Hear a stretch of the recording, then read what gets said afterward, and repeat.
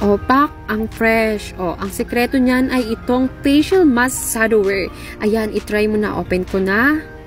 Syempre, open ko. Ayan, binuksan ko.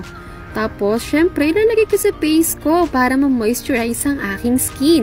Ayan, as you can see, nakalapat na sa aking face. Ginugupit ko yung sa may nose area kasi nga hindi mag-fit sa eye ko. Ayan, diba? Para fit na siya. Ayan, so, wait ko lang yung 15 minutes or to 20 minutes, guys, ng pagbababad ng facial mask na ito. And after that, kung may mga excess pa na oil or, not oil, liquid dun sa may lalagyan, inilalagay ko pa to sa face. Ayan, as you can see, ina-apply ko pa siya para mas ma-absorb ng skin ko yung liquid na meron yung facial mask and mas ma-moisturize ito. And then after that, syempre, kapag katuyo na yan, tatanggalin ko na yan.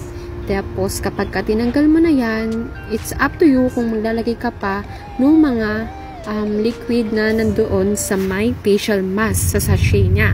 So, after nun, na tinanggal mo na yung facial mask, syempre, mag-wash ka ng face. Ang pinaka-importante dyan is mag-wash ka ng face, rinse off your face para makita mo yung the best result ng iyong skin. Ayan. For the wash muna tayo ng ating face para makita natin yung pinaka-result. At after that, mapapasabi ka na, boom, fresh. See? Fresh, diba?